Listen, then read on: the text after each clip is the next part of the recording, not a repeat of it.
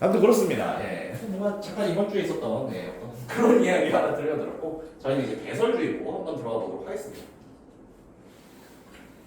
이것도 혹시 학교에서 수업 나왔나요? 여기까지 나왔어요. 좋아요. 그럼 이제 복습하는 느낌으로 또 최대한 빠짐없이 좀 꼼꼼하게 한번 보도록 할게요. 자, 일단 배설주의보라는 것은 일기예보에서 볼 수 있는 거지. 큰 눈이 내리니까 주의하십시오.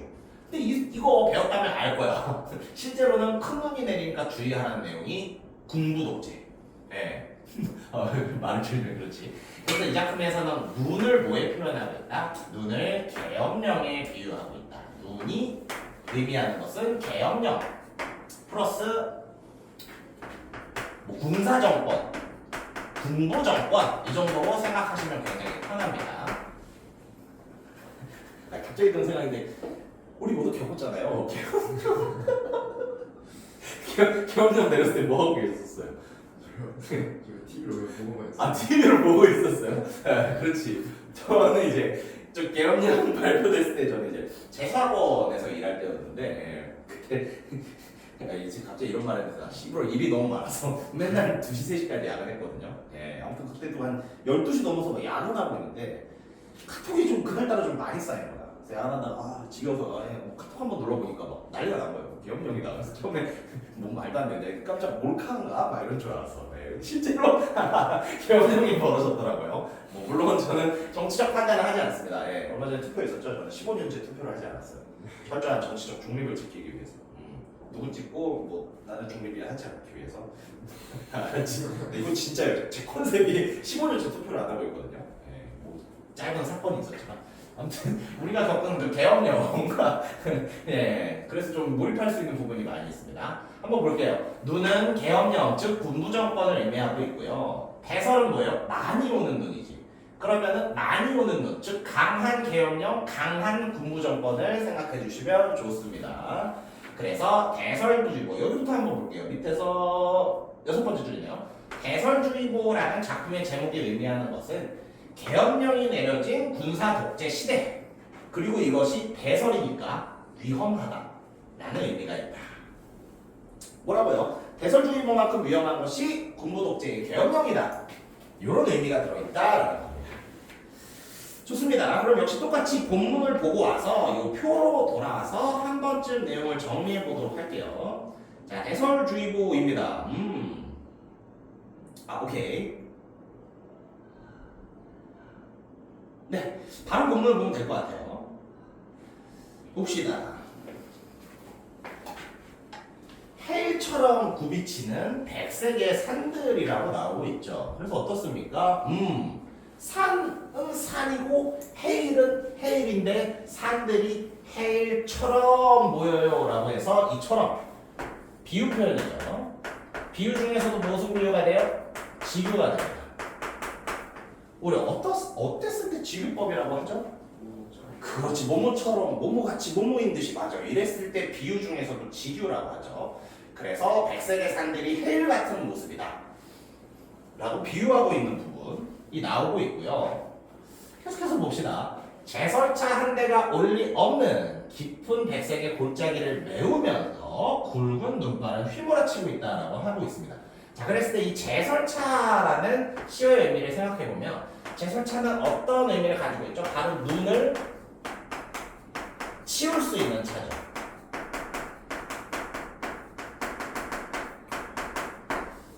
눈이 문제인데 눈을 치울 수 있는 사물이 바로 제설차예요. 근데 그 제설차가 어떻다? 올 리가 없다. 그리고 아까 대설은 계엄령이었죠. 계엄령을 내린 군부 독재를 해결할 방법이 없다까지 이어지지. 그럼 어때요? 문제가 생겼는데 해결할 방법이 없어? 그거만큼 절망적인 건 없을 거야. 그래서 제설차의 성질, 눈을 치울 수 있는 거. 근데 그 제설차가 뭐던데? 그럼 어때? 눈, 군부 독재 계엄령은 해결할 수 없는 문제, 즉 절망적인 느낌을 줍니다. 오케이, 계속해서 볼게요. 깊은 백색의 골짜기를 메우며 굵은 눈발은 휘몰아치고 조그마한 쑥덩이만한 게 짧은 날개를 파다리고 있다. 저 쑥덩이만한 작은 거는 굴뚝새를 말하는 거죠. 그리고 여기서 한번 생각해봐야 할 거. 쑥덩이 한번 볼까요? 굴뚝새, 쑥덩이. 이렇게 표시를 할게요. 자, 수덩이는 어떻습니까? 수덩이를 우리가 딱 떠올렸을 때 머릿속에 검은색 이미지가 떠올라요. 그랬을 때 이런 거를 색채 이미지라고 하지.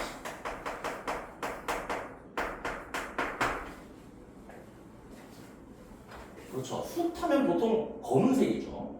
그래서 색채 이미지, 검은색의 색채 이미지가 자연스럽게 떠오르고요. 자, 그래서 굉장히 문제되는 상황은 눈이었습니다. 근데 눈 하면 어떻다?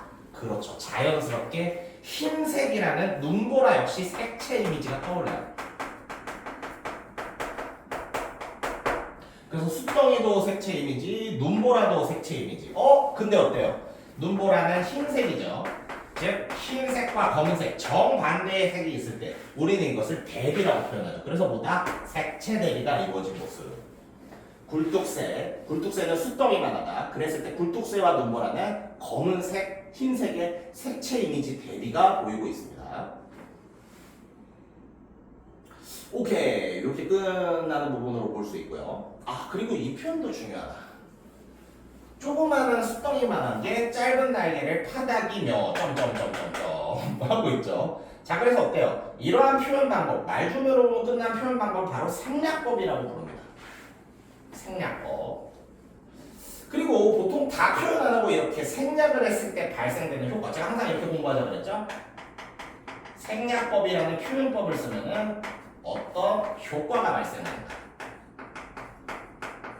주로 생략을 썼을 때 일단 기본적으로 발생하는 효과는 여운이에요. 그렇죠. 짧은 날개를 파닥이며 뭐한다 보다도 짧은 날개를 파닥이며 하고 말줄임표로 생략하면서 끌었을 때 우리는 여운이라는 효과를 느낄 수 있지. 그래서 생략법이 쓰인 부분이고 여운이 느껴진다. 그리고 이 여운에서 강조되는 어떤 감정, 태도 같은 것은 안타까움이다. 그렇죠. 이 안타까움을 유발하는 단어들이 있어요. 자가. 그럼 이렇게 표현할까? 자가. 심지어 짧아. 날개는 길수록 유리할 거 아니겠습니까? 근데 몸집도 작은데 날개도 짧대요. 이러한 모습이 자연스럽게 연약하다는 모습을 불러일으켜요. 조그마해, 짧아. 그러니까 연약하네. 그러니까 어휴 저거 안타깝다가 자연스럽게 이어지지. 근데 그 안타까움이 더군다나 뭘로 이어지고 있어요? 생략함으로써 여운까지 주고 있다. 이런 식으로 이해를 하시면 좋습니다. 오케이. 그래서 굴뚝새와 눈보라 간의 색채 이미지 대비 그리고 여운이 쓰인 부분, 생략법이 쓰인 부분까지 한번 봤고요. 계속해서 봅시다.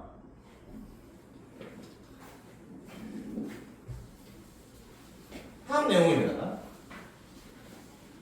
길 잃은 등산객들이 있을 듯하다. 외딴 두메 마을은 어떻게 됐습니까? 길이 끊어졌어요. 왜 와이? 눈이 와서겠지. 외딴 마을의 길이 왜 끊어졌겠어요? 눈이 많이 와서겠죠. 즉 얘네들은 전부 어때? 길 잃은 등산객이나 외딴 두메 마을이나 공통점은 뭐예요? 전부 눈으로 인해서 피해를 입은 애들. 그렇죠. 마을은 눈 때문에 길이 끊겼고 등산객들은 눈 때문에 길을 잃어버렸어요. 그래서 이걸 뭐라고 하고 있다? 폭력을 자행하는 세력과 이 길 잃은 등산객 외딴 두메 마을은 뭐야? 그 횡포로 인해서 고통을 입은 것을 형상화했다라는 거예요. 그렇죠. 고통을 형상화했다. 길 잃은 등산객들, 외딴 두메 마을 전부 다 고통을 형상화했다라고 볼 수 있습니다. 그럼 여기서 퀴즈. 형상화 지난주에 하지 않나? 형상화 뭐였어요? 다시 한번 복습. 형상화가 뭐야? 뭐라 해야 되지? 가상이 있는 것을 가상의 눈에 안 보이는 추상적인 것을. 직관적으로. 그렇지, 구체적 눈에 보이는 것을. 와, 좋아요. 그럼 어때요? 고통 눈에 보입니까? 안 보입니까? 안 보이죠. 고통을 뭐라고 표현한 거야? 등산객들, 길 끊긴 마을들 이렇게 표현하는 거야. 즉, 안 보이는 개념을 보이는 걸로 표현했다. 그러니까 형상화라는 표현법 성립할 수 있죠. 오케이. 그래서 표현법들을 이렇게 잘 설명할 수 있을수록 맞아요. 문제 풀기가 좀 쉬워집니다. 계속해서 볼게요. 은하수가 펑펑 쏟아져 날아오듯 덤벼오는 눈. 눈이 날아오는 모습을 은하수가 쏟아지는 것 같다가 뭐뭐인트 역시 여기도 비유 표현, 지규 표현이 쓰였고요.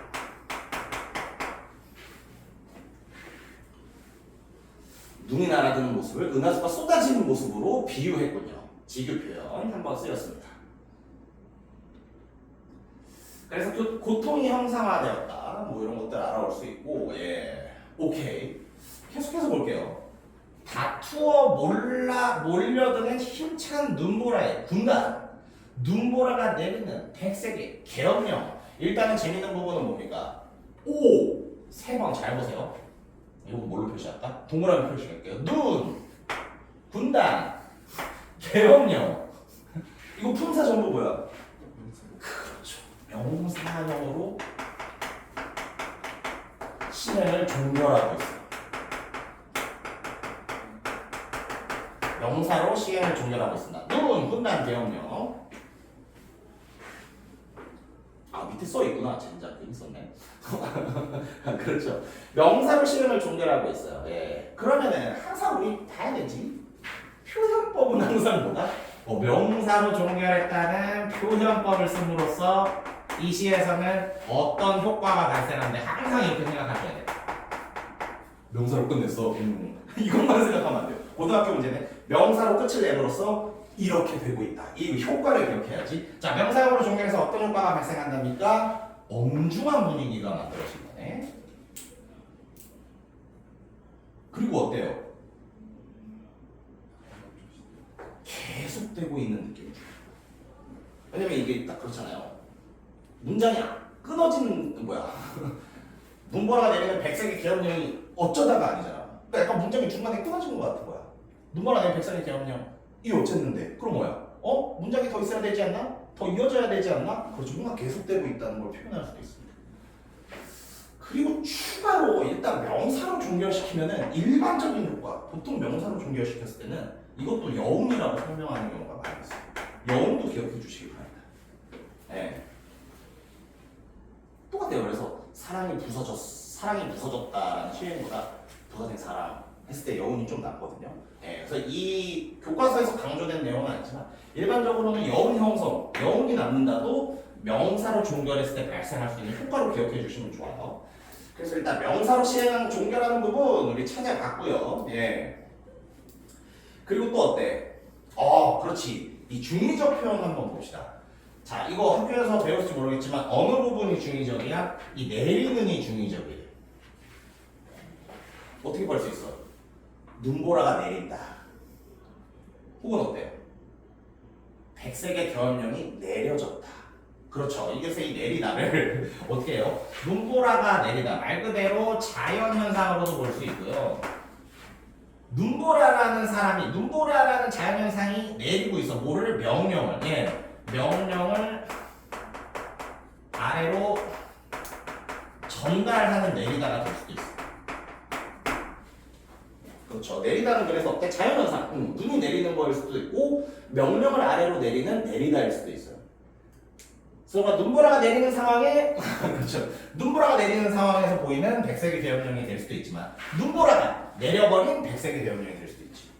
요 중의적 표현, 요거 중의적으로 쓸 수 있다는 거 역시 기억하면 좋습니다. 좋습니다.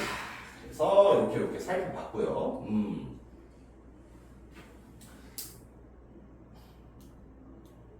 오케이. 정도 살펴보면 될 것 같고. 그리고 이런 부분 한번 보자. 자, 볼게요. 자, 이거 무슨 모습을 표현한 거지? 눈이 팍 내리는 모습을 표현한 거죠. 근데 그 눈이 내리는 모습을 쟤네는 군단이야. 그 눈이 내리는 모습을 저거는 하얀 계엄령이야 라고 했죠. 즉 눈이 폭력적으로 내리는 모습을 군단과 계엄령으로 뭐하고 있다? 은유법 쓰고 있다. 이것도 역시 필요. 뭐라고요? 눈을 군단으로 정확히 하자. 눈 내리는 모습을 군단으로 비유하는 것이. 똑같아요. 눈 내리는 모습을 계엄령으로 비유하는 것이. 그래서 비유법, 은유법이 이렇게 두 번 쓰인 거, 군단과 계엄령에서 두 번 쓰인 거 기억해 주시면 좋을 것 같습니다.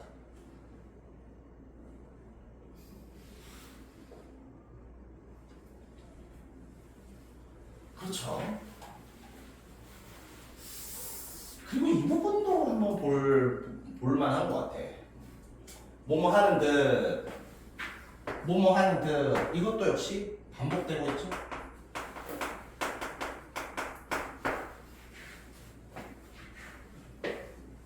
이건 어때? 시어의 반복이라고 해야 되자고. 뭐뭐 하는 듯이란 시어가 반복되고 있지. 듯. 그리고 이 듯의 시어의 반복은 어떤 효과를 가져온다? 이거는 좀 운율감을 만드는 효과가 있습니다. 이건 기억해 주십시오. 뭐뭐 하는 듯, 뭐뭐 하는 듯 이랬을 때 우리가 운율감을 자연스럽게 느낄 수 있죠. 그래서 땡땡하는 듯이라는 시어의 반복으로 운율감을 형성하고 있다. 이것도 기억해 두시면 좋을 것 같아요. 네, 그래서 이러한 내용들을 살펴봤고, 반복되는 이번 내용은 4연까지 보고 한번 보겠습니다. 그럼 나머지 다 봤지? 그리고 어때? 이건 어떻게 표현해볼까? 이제 기본 다 썼는데 그냥 쓸게요. 덤벼들다, 다툰다. 전부 다 어떤 속성이죠? 덤비고 다투는 거, 나쁘고, 그렇지, 폭력적인 거. 그래서 이 부분이 뭘 보여준다? 눈의 폭력적인 압력, 포괄적 성격. 덤벼든다, 다툰다. 이런 걸로 표현하는 눈의 속성은 폭력으로 압력을 행사하는 포괄적인 성격을 강조하고 있습니다. 그렇죠. 여기도 물결 표시했는데 그냥 할게요. 좋습니다. 예. 그래서 그것들 살펴봤고요. 여러 가지 효과가 진짜 나오고 있었죠. 다음 부분 한번 보겠습니다. 조그만한 수덩이만한 게 짧은 날개를 파닥이면 잠깐만 이거 뭐야? 그렇지, 반복이지. 똑같이 반복인가? 유사인지 똑같은지 한번 확인해야 돼. 조그만한 수덩이만한 게 짧은 날개를 파닥이면, 조그만한 수덩이만한 게 짧은 날개. 그렇죠. 이거 어때요? 동일. 그리고 단위가 어때? 한 줄이지. 시에서는 한 줄을 행이라고 부르죠. 동일 시행의 반복이 나오고 있죠. 조그마한 수덩이만한 게 짧은 날개를 파닥이며 시행 한 줄이 반복되고 있어요. 유사한 게 아니라 동일이라고 썼잖아. 동일한이라고 해도 된다. 동일한 시행의 반복. 그럼 역시 효과, 뻔한 효과는 뭐야? 1번 강조. 2번 어때? 이렇게 한 줄 단위로 반복되면 이것도 운율감이 될 수 있어. 같은 말의 반복은 운율감을 줄 수 있다. 강조와 운율감이라는 효과를 생각해 볼 수 있을 것 같아요. 날아온다, 거칠한 굴뚝새다. 아까 나온 그 좀 전에 서둘러 뒷간에 몸을 감춘다. 화장실에 몸을 감춘다. 그 어디에 부리부리한 솔개라도 도사리고 있다는 것일까? 네, 그렇죠. 뭐 그런 문제가 나올 줄 알지만 이거 추측의 어조? 혹시 모르니까 추측의 어조를 쓰고 있습니다. 오케이, 이제 마지막 부분이에요. 길 잃고 굶주리는 산짐승들이 있을 듯 눈더미의 무게로 소나무 가지들이 부서질 듯. 또 나왔네. 뭐뭐 하는 듯, 뭐뭐 하는 듯. 역시 시어 반복. 여기서는 리듬감, 운율감이 가장 센 효과로 보이죠.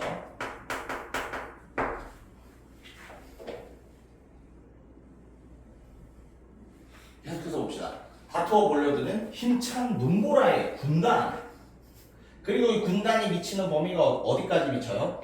떼죽나무와 떼끓이는 외딴집 굴뚝에. 그래서 이거는 잘 보세요. 떼죽나무와 떼끓이는 외딴집 굴뚝. 이 집의 특성은 뭐예요? 외딴집이거든요. 홀로 떨어져 있다는 거야. 그럼 어때? 혼자 떨어져 있는 이 외딴 집까지 눈보라에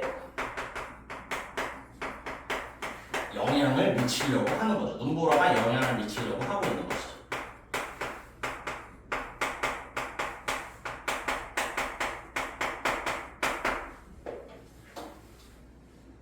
떼죽나무와 떼끓이는 저거 그냥 자기들이 키운 나무로 죽 끓여 먹고 그 음식 해결하는 거거든요. 그렇게 외따로 떨어져 서 있는 고립된 사람에게까지 눈보라가 영향을 미치려고 한다는 거예요.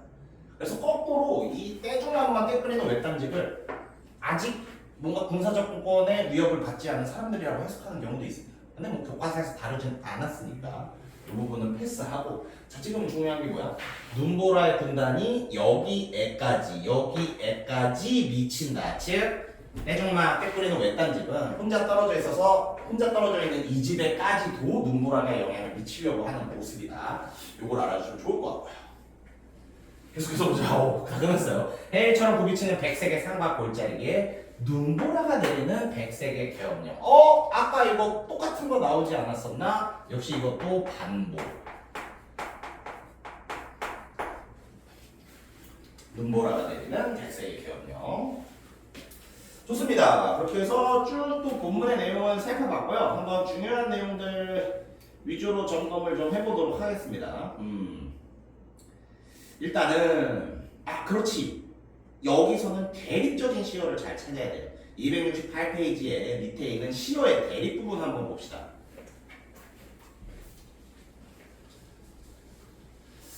전부 어떻습니까? 헤일, 눈보라도 그냥 눈발도 그냥 눈발이 아니야. 굵어, 눈도 그냥 눈이야. 눈보라쳐, 눈보라의 군단, 계엄령, 부리부리 전부 어때요? 강한 이미지를 주고 있어요.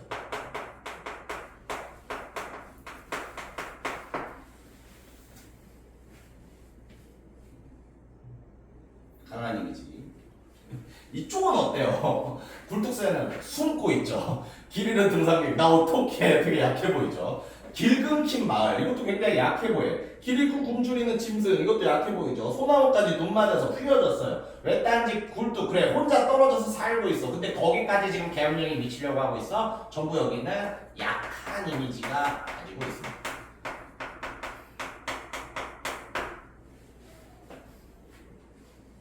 그래서 이들이 의미하는 게 뭐냐? 이쪽에 강한 이미지를 가진 이 시어들은 바보보다 사람들을 위협하는 군부 독재 정권이라고 볼 수 있고요. 이쪽은요, 그 위협적인 군부 독재 정권에 당하는 나약한 억압된 민중이라고 볼 수 있는 거지. 네, 그래서 시어는 여기 딱 어렵지 않아요. 반대되는 것들이 쭉 나누고 센 쪽을 위협하는 세력, 군부 정권, 약한 쪽은 나약한 존재, 억압된 민중 이렇게 구분하시면 됩니다. 시어의 대립의 의미가 굉장히 중요한 작품이었고요. 좋습니다. 이것도 한번 볼게요. 예. 자, 시대 상황의 시각적 형상화가 나오고 있어. 야, 지난번에 했었지. 시각적 형상화. 형상화란 뭐다? 눈에 안 보이는 것을 눈에 보이게 만든다. 그럼 잘 봐요. 뭐를 뭐로 만든 거야? 위협. 위협은 어떤 개념이죠? 이거 추상적인 개념이죠. 추상적 개념. 근데 군부 독재의 위협을 지금 뭘로 표현했어요? 문, 군단, 계엄령. 계엄령은 사실 조금 추상적이기도 한데 일단은 눈에 보인다고 합시다. 이건 어때요? 전부 다 구체적이고 형상을 지니고 있죠. 그래서 이러한 추상적 개념을 구체적이고 형상이 있는 것으로 만들어주는 표현이 바로 형상화. 벌써 뭐 추상의 구체화 다 성립하는 표현입니다. 구체화, 형상화. 좋습니다. 그래서 시각적으로 형상화, 특히 이쪽은 전부 다 눈에 보인다는 의미에서 형상화 중에서도 시각적 형상화라고 볼 수 있고요. 전부 다 어때? 위협을 눈군단 계엄령으로 표현한 거야. 그래서 형상화가 이루어진 부분이다. 형상화가 많이 쓰인 어떤 시다. 이렇게 알아두시면 좋을 것 같습니다. 오케이, 다음 페이지로 넘어가서 요것도 중요하겠네요. 중요하게 쓰인 표현법들입니다. 중요하게 쓰인 표현법들. 전부 다 어떻게 되어 있습니까? 또 강조해서 미안하지만 이쪽은 전부 다 표현기법이에요. 이쪽은요. 이 표현기법을 써서 발생하는 효과들이에요. 이렇게 생각하면서 읽어주시면 좋습니다. 일단 어때요? 색채 대비가 이루어지면 어때요? 색채 대비는 두 세상의 차이를 잘 보여줘요. 그렇지, 뭔가 대비를 해야 된다는 건 차이를 엄청 부각시켜서 보여줘. 그리고 어때요? 대비가 쓰였는데 또 크기 대비도 쓰였어. 큰 무엇과 작은 무엇들. 이 크기 대비는 어떤 효과가 있는가? 그렇죠. 이러면 작은 쪽에 집중을 하게 된다. 그래서 연약한 민중의 처지가 형상화된다. 크기 대비 중에서도 작은 쪽에 집중하게 되는 효과.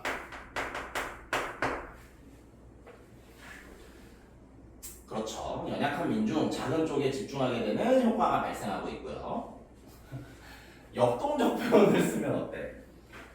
여기도 그냥 형상화라고 되어 있는데 이거 추가해주세요.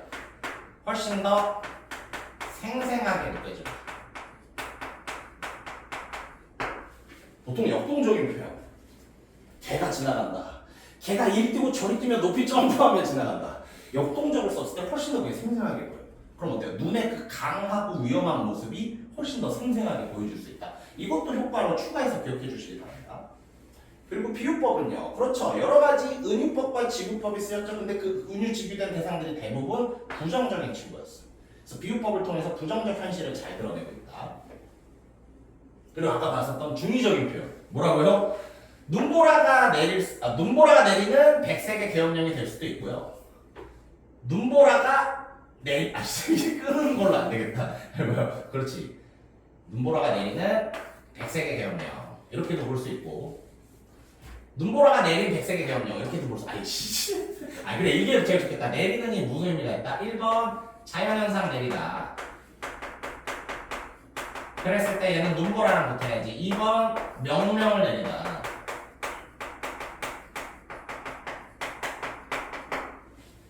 그래서 1번으로 해석하면 눈보라가 내리는 와중에 백색의 계엄령이 나온 거고요. 2번으로 해석하면 눈보라라는 주체가 백색의 계엄령을 내려버린 거지. 그래서 이게 바로 중의적 표현. 그렇죠. 중의적 표현, 이중적 의미를 드러낼 수 있다. 자연현상도 무섭고 정치 상황도 무섭다는 이중적 의미를 드러낼 수 있다. 이거 기억해 주세요. 자연현상, 정치 상황, 이중적 의미를 드러낼 수 있다. 네, 그래서 중요한 표현법까지 한번 살펴봤습니다. 좋습니다. 진짜 마지막으로 또 반복이다. 267페이지 가서 작품 개관 보면서 한 번만 살펴보도록 하죠. 사실 이거 그렇죠. 자유시 서정시뿐만 아니라 상징도 기억해둬야 돼. 상징은 뭡니까? 상징 지난 시간에 하지 않았나? 상징 안 했습니까? 이런 거 항상 정리해두면 좋아요. 상징은 뭐 아무데나 적어줍시다. 상징 잘 보세요. 상징이라는 표현법은 뭐냐? 이것도 기본적으로는 추상의 구체와 형상화가 되게 비슷해요. 일단 상징이 되려면 1번 뭘 해야 돼요? 추상적인 개념을 추상적 개념이 A가 있다고 해볼게요. 추상적 개념인 A를 구체적인 어떤 상황인 B로 표현해야 된다. 선생님 이거 형상화나 추상의 구체화랑 똑같지 않나요? 상징은 이거 하나가 더 추가돼요. 잘 보세요. 추상적 개념인 A를 구체적 사물인 B로 표현한다. 다만 상징에서 추가돼야 되는 건 A와 B의 연관성이 그렇지 잘 안 보여요. 잘 알고 있네요. 그랬었잖아요. 왠지 쓰면서 그냥 평화 비둘기 기억나죠? 네. 그렇지. 그럼 이 시에서 뭐가 상징인 거야? 군사정권. 군사정권이 우리 민중에 가는 위험이라고 해봅시다. 위협이 뭘로 표현되고 있어요? 눈으로 표현되고 있어요. 그렇지. 추상적 개념 맞죠? 위협 주는 거. 눈에 보이는 구체적 사물 맞죠? 그리고 언뜻 왜 눈이 위험이야? 라고 할 수 있어요. 그래서 상징도 성립합니다. 진짜 다 돼. 형상화, 구체화, 상징 뭐 다 되는 겁니다. 이거 했잖아요. 예. 처럼. 아무튼 표현법은 항상 잘 정리해두세요. 예. 이래야 상징인가 보다 하는 게 아니라 그래서 상징이지. 이해했을 때 시가 쉬워지고 문제가 좀 쉬워집니다. 좋습니다.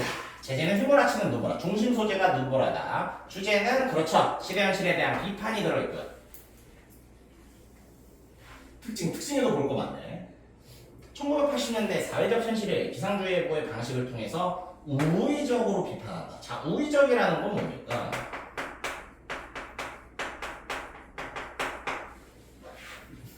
이것도 알아두면 좋아. 우의적. 우의적이라는 말은 뭐냐면 직접 표현하는 것이 아니라 돌려서 표현하는 거다. 뭐죠? 계엄령 무섭다가 아니라 눈 무섭다. 돌려 표현했죠. 계엄령 무섭다가 아니라 눈 무섭다라고 표현했죠. 그래서 그것을 우의적이라고 볼 수 있습니다. 다른 용어로 보기에 나오는 용어인데 이거를 멋있는 말로는 알레고리라고 해요. 보기에서 뭐 알레고리 기법이다 하면 우의적 기법 돌려서 표현하는 거. 그리고 돌리면 사실 비유도 되지. 직접 표현하는 게 아니라 다른 대상으로 빗대어 표현하는 거니까. 그래서 뭐 우의적, 돌려서 비유, 알레고리 이런 것들이 전부 다 하나에 적용될 수 있다는 거 생각해 주시고요. 이 작품에서 또 중요한 거 뭐였죠? 시어들 간에 명확하게 강한 거, 약한 거, 위협하는 세력, 억압받는 세력, 대립이 여기서 굉장히 중요합니다. 대립의 이미지, 대립의 시어. 그리고 이거는 시의 내용은 없었던 건데 이것도 잘 기억해 두세요. 점층적인 확장이 이루어진다. 점층적이라는 말은 뭐지? 점점점 강해진다라는 말이지. 그래서 점점점 확장되는 거예요. 볼까? 눈은요? 눈발은 눈이 좀 더 많이 날리는 모습. 눈보라는요? 눈 개쎄네. 군단하면 어때? 막 몰려오는 것 같아. 눈보라가 막 몰려오는 것 같아. 계엄령 하면은 뭐 끝장이죠. 다 뭔가 명령 내려서 차단하는 느낌이죠. 그래서 눈발, 눈보라, 군단, 계엄령으로 확장되는 것이다. 이 확장을 못 보여준다. 현실이 가지고 있는 포괄적인 성격을 보여준다. 좋습니다. 이렇게 해서 진짜 내용 다 설명받고 역시 다 내용 들었을 때 설명 들었을 때 문제 또 기본 문제 한번 풀면서 내용 머리에 다 투입해보죠. 어느 부분 푸시면 되냐면 아까 풀었던 오발탄 뒷부분을 푸시면 돼요. 오발탄 우리 9번까지 풀었었나? 네. 그러면 9번 뒤에 있는 그렇지 10번에서 14번이 바로 우리가 방금 본 작품입니다. 10에서 14번 지금 한번 풀어보시기 바랍니다.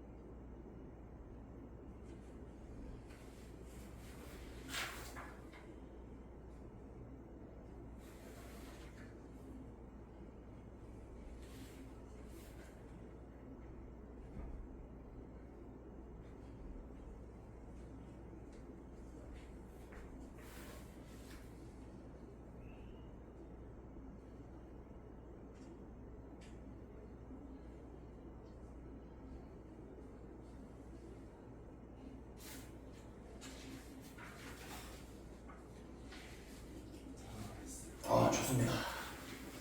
간단하게 뭐 정답들 한번 먼저 해볼까요? 일단 9번입니다. 이 시에 대한 설명으로 적절하지 않은 것은 네. 잠깐만.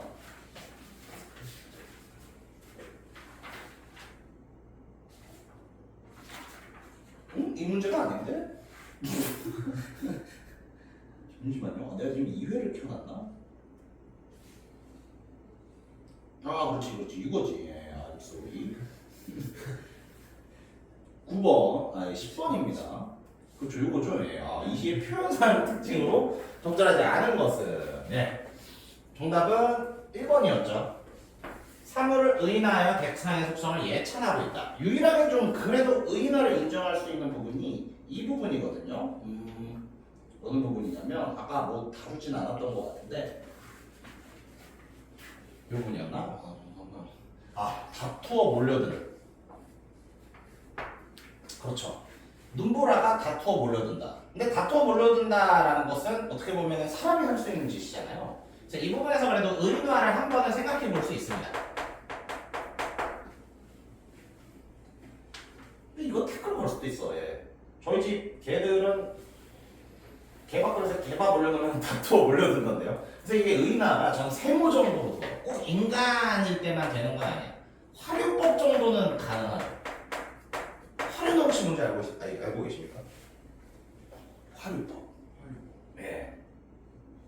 의인화 공부할 때 항상 화류와 함께 공부하는 게 좋아. 화류는 뭐냐면 이거 한번 해야겠네. 그래서 제가 정리해 드릴게요. 다투어 몰려든다. 이거 화류법은 일단 오케이. 화류는 무조건 되고 의의는 사람에 따라서 된다고 하는 사람도 있고 안 된다고 하는 사람도 있어서 일단 세모 둘게요. 자, 화류라는 표현법은 무엇이냐? 화류는 이것도 비유법 중에 하나입니다. 어떤 비유냐면 이거 아마 봤을 거예요. 무생물을 생물처럼 표현하는, 무생물을 생물에 비유하는 게 화류법이에요. 예를 들어서 뭐 그런 부분 있지. 파도가 아가리를 벌리고 달려든다. 예, 이게 아마 그 나이덕 시인의 파도에 나오는 부분인데 어때요? 파도는 무생물이야. 근데 아가리를 벌리고 달려드는 건 생물의 특징이죠. 그랬을 때 이거 화류는 되거든요. 눈보라는 무생물이잖아. 근데 다투면서 몰려든다라는 건 그렇지, 생물의 특징이 될 수 있지. 그래서 화류는 무조건 인정했네. 이게 꼭 인간이어야 하나? 누구는 인간으로 볼 수도 있고 누구는 인간으로 볼 수도 없어. 그래서 세모 정도. 근데 저는 의인 이거 줘도 낫다고 봐요. 앞으로 의인이 될 수 있는 부분이고 제가 그렇게 봤을 때 의인이 썼다고 볼 수 있는 부분은 존재해요. 중요한 건 뭐다? 세상의 속성을 예찬하고 있진 않지. 쟤들이 저렇게 무서운 애들이에요. 눈이 저렇게 무서운 겁니다. 무서운 속성을 보여주는 거지. 예찬 한마디로 뭔가 그 아름다움을 찬양하고 있지 않습니다. 예찬하다, 찬양하다로 바꿔서 읽으면 편해요. 오케이, 그래서 1번이 정답이었고 2번 한번 보겠습니다. 11번 한번 보겠습니다. 이것도 어렵지 않죠? 예, 뭐였죠? 잠깐만. 작품이 창작된 시기 군사독재 시절. 그렇지. 용어 중에서도 군사 용어를 직접 쓰라는 거야. 그렇죠. 군대, 군사 용어에서 많이 쓰는 거. 군단이랑 계엄령이었어. 그렇지. 계엄령은 꼭 군대에 무력을 동원해야 되니까 이 두 개가 정답이었고요. 12번 문제. 이거는 좀 어려울 수 있습니다. 하지만 정답을 보시면은 정답은 또 쉽게 이뤄낼 수 있어요. 정답 4번이었죠. 살짝 올려서 봅시다. 4번. 한번 볼게요. 이것도 깔릴 수도 있어. 충분히 이거 1, 2, 3, 4, 5번에 깔릴 수 있어. 한번 볼게요. 보겠습니다. 간밤, 지난 밤을 말하죠. 지난 밤에 불던 바람에 눈소리, 눈과 소리를 말하죠. 눈소리가 쳤나? 낙낙장송. 이거 알아두십시오. 이거 절벽 위에 서 있는 큰 소나무, 한마디로 소나무를 말해요. 소나무가 다 어떻게 됐대요? 야, 간밤에 눈소리 맞았나? 다 기울어져 있답니다. 자, 그럼 어때요? 소나무뿐만 아니라 하물며 못다 핀 꽃들은요. 일러 무엇하리요? 무슨 뜻이죠? 말해 뭐해. 야, 소나무가 저렇게 기울어질 정도인데 다른 꽃들 다 뒤적댔다. 말해 뭐하냐? 라고 하고 있는 부분이에요. 그렇죠. 그렇게 봤을 때 어때요? 그렇지. 이 시에서는 이 뭐야 눈이라는 어떤 위협에 당하는 이제 불쌍한 생물들이 나왔잖아. 소나무를 그렇게 생각하시면 되는 거야. 아, 소나무 아이고 저런 눈서리를 맞았나? 소나무가 다 기울어져 버렸네. 여기서 안타까움을 느낄 수 있지. 그리고 이 시에서도 그렇죠. 계엄령, 군부 독재 세력에 의해서 억압받는 민족들을 안타깝다라는 시선으로 보고 있으니까 4번이 정답이 되는 겁니다. 좋아요. 혹시 다른 성지 궁금한 거 있었습니까? 헷갈렸던 거. 5번 5번 한번 볼까? 5번. 5번도 굉장히 자주 나오는 거예요. 한번 볼게요. 마음이 이 어리다는 뭐라고 해석합니까? 어리석다라고 해석합니다.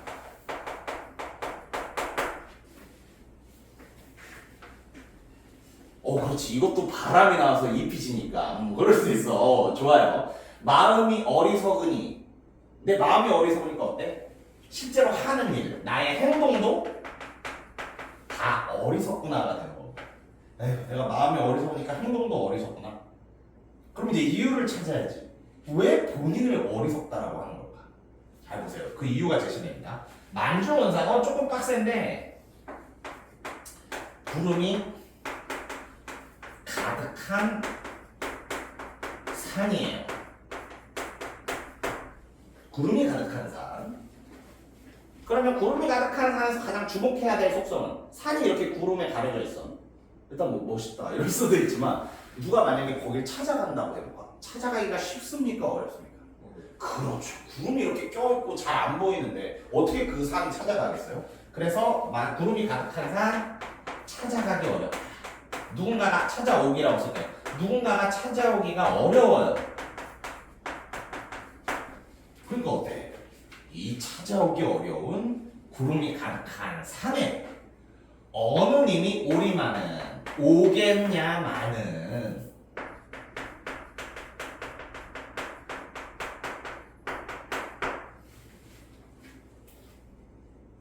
정리해보자. 내 마음이 어리석으니까 내 행동들도 다 어리석어. 야 이렇게 구름 껴서 찾아오기 어려운 곳에 누가 어떤 님이 찾아오겠냐마는 많은이니까 아무도 안 찾아올 텐데 기대한 모습이 나타나야죠. 이게 그 기대하는 모습입니다. 지는 이 부는 바람이에요. 야 이러면 지는 부는 바람 하면 여러분 뭐가 느껴지겠어요?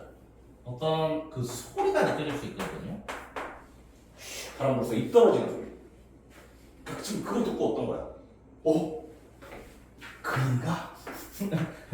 내가 사랑하는 님.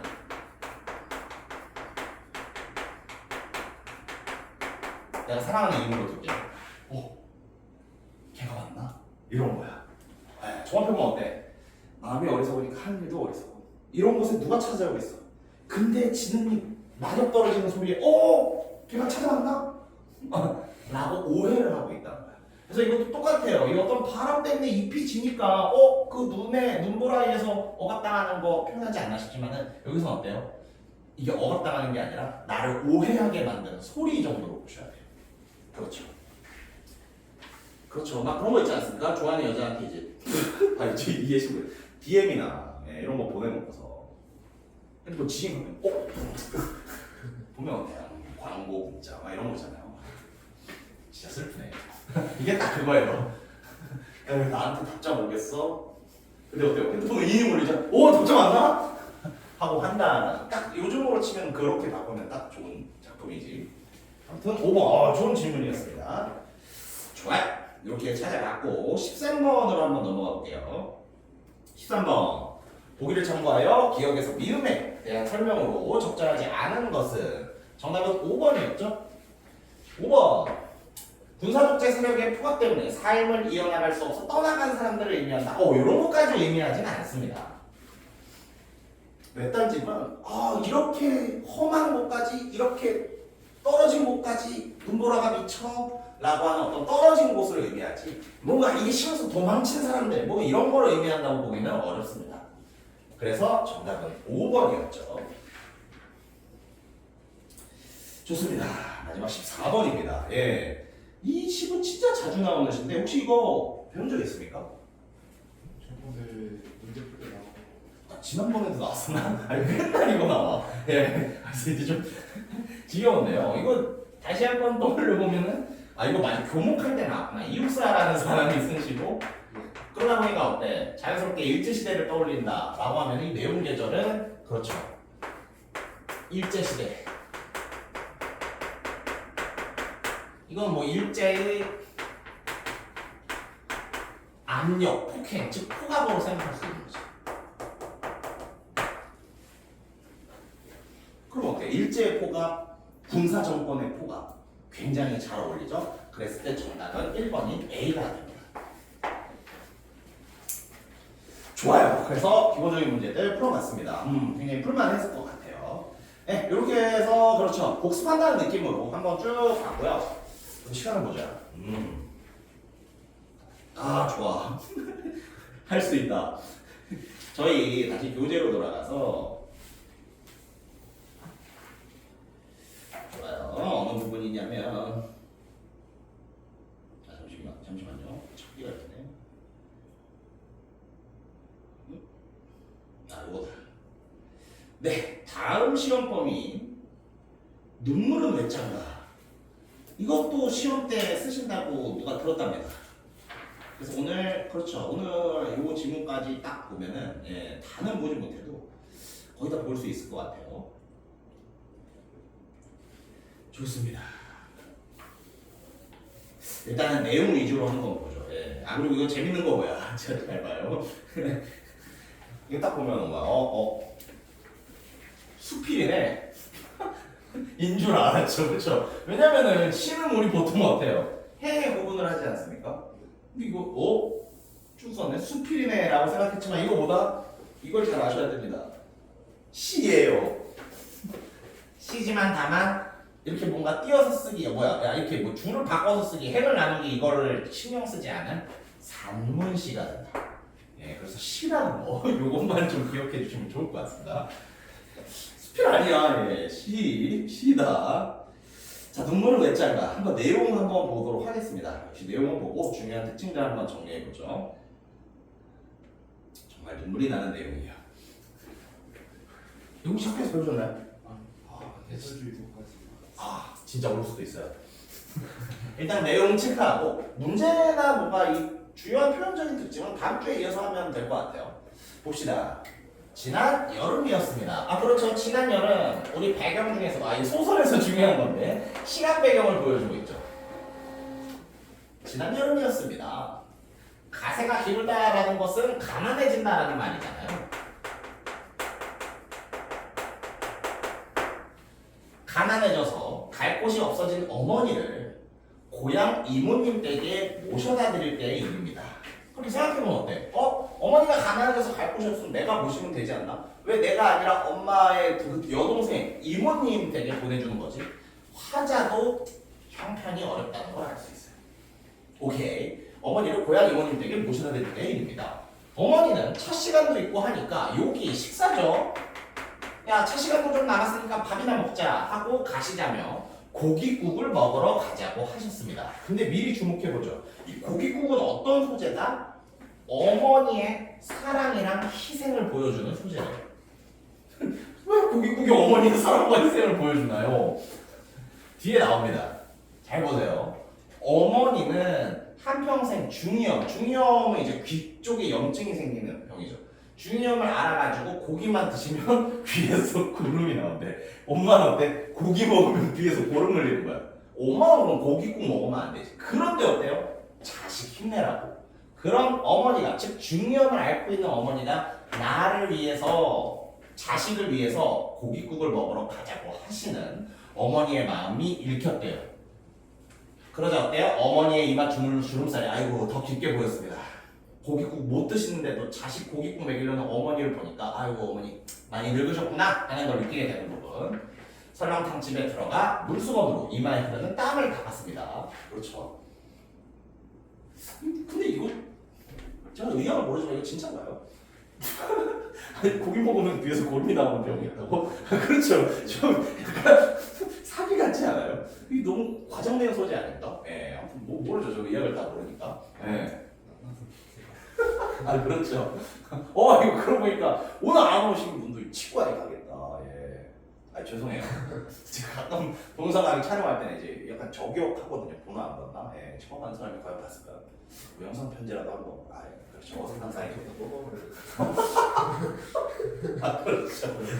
아무튼 제가 이 영상 촬영을 할 때 가끔 이런 식으로 아무 부분을 언급하긴 합니다. 왜? 받은지 안 받은지 확인하려고. 볼까? 봐요. 이빨을 뽑았나? 아 그렇죠. 초록처럼 이제 과다출혈. 안 돼. 학생을 유머의 상대로 삼으면 안 되지. 아무튼 보겠습니다. 그래서 목표 뭐로 하자는 마음을 있죠. 여기까지 봤죠. 자 그래서 어머니의 말씀 계속해서 이어서 보도록 하겠습니다. 이거 계속 볼게요. 이 부분이지. 자, 더울 때일수록 고기 먹어야 돼. 더위를 안 먹어. 고기를 먹어야 더위를 안 먹어. 고기를 먹어야 하는데. 엄마 거의 고기 무새가 됐어요. 그렇죠. 여름이잖아. 자식이 이제 보양하라고 어떻게든 고기를 먹이고 싶은 거예요. 그래서 고기 무새가 된 모습. 자, 고기 국물이라도 되게 많이 먹어둬라. 라고 하고 있습니다. 설렁탕에 다대기를 풀어 한 대숟가락 국물을 떠먹었을 때였습니다. 어머니가 주인 아저씨를 불렀습니다. 주인 아저씨는 뭐 잘못된 게 있나? 그렇죠. 보통 식당에서 저기요 부르면은 뭐 컴플레인인가? 하고 걱정하면서 찾아오죠. 싶었던지 고개를 앞으로 빼며 의아해하며 다가왔습니다. 그때 어머니는 어때요? 설렁탕. 어머니의 말 한번 볼게요. 설렁탕에 소금을 너무 많이 풀어서 좀 짠데요. 국물 좀 더 주시겠습니까? 라고 하는 거예요. 그러니까 주인 아저씨가 오케이 국물 더 드릴게요. 흔쾌히. 자 이거 뭐 주인 아저씨의 어떤 반응으로 볼 수 있지. 주인 아저씨가 이거에 태클을 안 걸어서 긍정적 반응 보이고 있어요. 예 손님 뭐 서비스로 좀 드리겠습니다. 아이고 소금을 많이 넣으셨다니 국물 좀 드리겠습니다. 주인 아저씨가 흔쾌히 반응하고 있다. 자 그랬을 때 요 내용에 이제 진실이 밝혀집니다. 진짜 슬픈 내용이에요. 자 그래서 국물을 더 갖다 줬습니다. 어때요? 어머니는 주인 아저씨가 안 보고 있다 싶어지자 내 투가리 뚝배기라고 용어 설명 나오고 있습니다. 뚝배기. 내 뚝배기에 국물을 부어주는 거예요. 아이쿠 저런. 그럼 어때요? 짜서 국물 좀 줘주세요. 사실 거짓말이었던 거지. 그냥 아들한테 국물 조금 더 주고 싶으니까. 근데 설렁탕 한 그릇 더 시킬 돈은 없으니까 아이고 소금 많이 넣어서 그런데 국물 좀 주시고 그 국물을 아들 더 주고 싶은 거예요. 눈물 나는 부분. 나는 당황. 그렇지. 왜 당황했어요? 엄마가 사실 어머니가 거짓말을 한 거니까.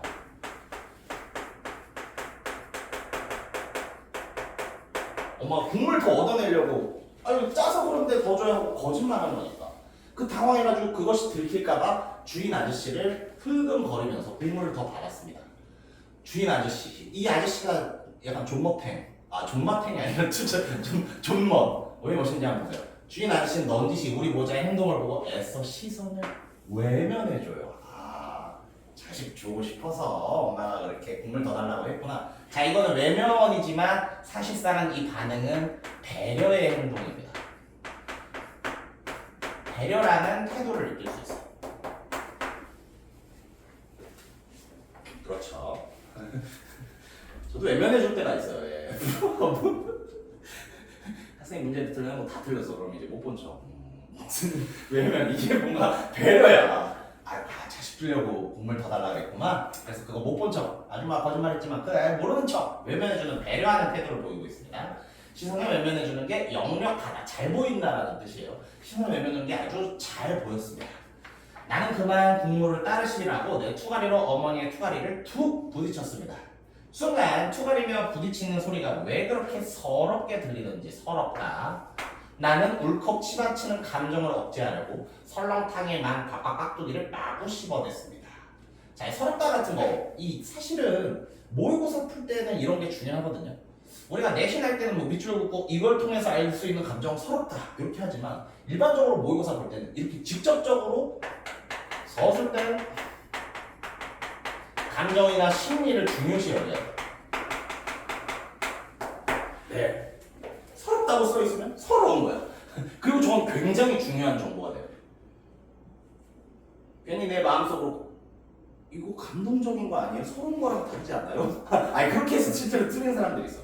근데 뭐다? 직접적으로 표현돼서 서술된 감정은 항상 이걸 기준으로 생각해야 돼. 지금 이 상황에 대해서 이거 어머니가 거짓말해서 돈을 더 받았는데 아저씨가 배려해 주듯이 안 보는 척 해주는 거 그걸 오히려 약간 서럽게 느끼고 있습니다. 왜 서럽겠어요? 가난하니까. 한 그릇 더 시키면 아저씨도 좋고 우리 엄마도 좋고 나도 좋거든요.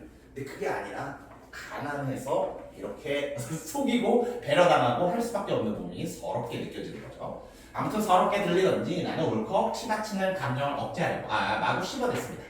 그러자 주인 아저씨는 우리 모자가 미안한 마음을 안 느끼게 조심히 다가와 성냥감만한 깍두기 한 접시를 놓고는 돌아서 이것도 어때요? 우리 모자가 미안해하지 마세요. 깍두기 좀 더 드리겠습니다. 이것도요. 이것도 또 배려라고 볼 수 있죠. 주인 아저씨의 배려가 굉장히 잘 보이고 있습니다. 우리가 미안할까봐 오히려 조용히 깍두기 더 주고 있어요. 오케이. 근데 좀 아름다워 보이죠? 계속해서 봅시다.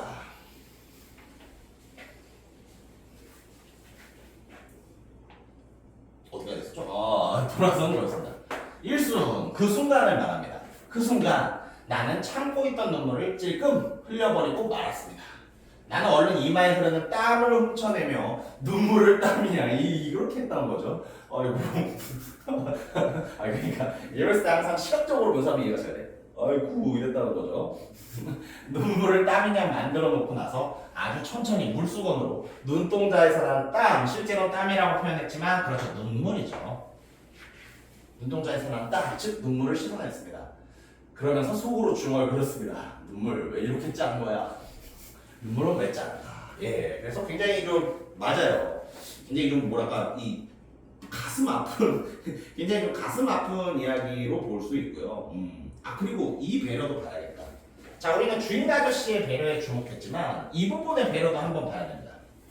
내가 엄마 앞에서 질질 짜고 있으면 엄마도 마음이 아프겠지. 그러니까 어때? 우는 게 아니라 땀 닦는 척 하는 거야. 그래서 땀 닦는 척 하는 거는 또 누구의 배려다? 이거는 주인 아저씨의 배려가 아니라 화자도 배려하고 있다. 화자도 어머니를 배려하는 거다. 진짜 착하다. 저였으면요. 난 더 크게 울어. 엄마가 하면서 내가 지금 우는 거 아니야. 엄마를 더 서럽게 하겠지. 난 진짜 걔 불효자 새끼다. 근데 어때요? 굉장히 배려하는 거야. 내가 울면 엄마가 또 슬퍼하겠지 하면서 이제 땀 닦는 척 하고 있다고. 이것은 화제의 배려라고 볼 수 있는 행동이었어요. 그래서 내용적인 부분은 잘 봤습니다. 내용은 그렇게 크게 어렵지는 않았고요. 이제 중요한 어떤 표현법적인 특징 정도 살펴보고 마무리하면 될 것 같아요. 좋습니다. 한번 보죠. 일단은 정리된 내용 한번 볼까? 그렇죠. 아까 제가 소설에서는 안 중요할 수 있지만 시에서는 중요하지. 일단 어떻습니까? 요 형광펜 표시한 것 같은 부분. 툭, 찌금 이런 건 뭐라고요? 음성 상징어를 사용했어요. 그 중에서도 툭은요 소리에 가까우니까 의성어인 음성 상징어고요. 찔끔은요 모양에 가깝지. 이거는 의태어인 음성 상징어라고 볼 수 있어요. 그래서 항상 어때? 음성 상징어 하면 항상 이 두 가지 효과를 생각하면 돼. 음성 상징어를 사용하여 생생하게 표현한다. 플러스 생동감 있다고 자주 나온다.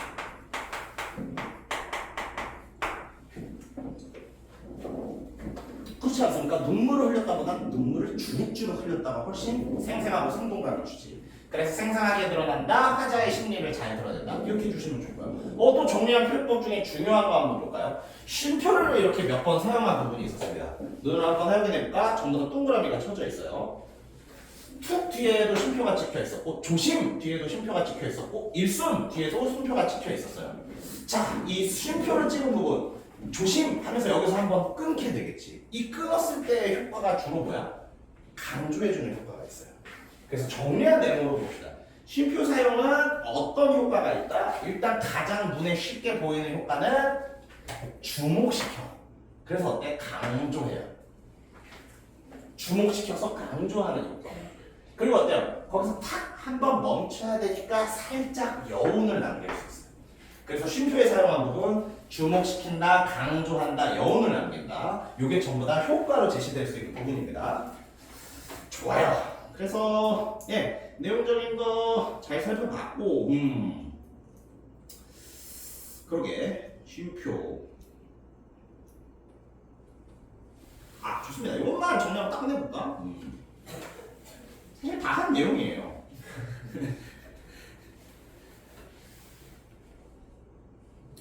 아니다. 내용을 쉬웠으니까 표현법은 다음 주에 정리하면서 시작해 보도록 하겠습니다.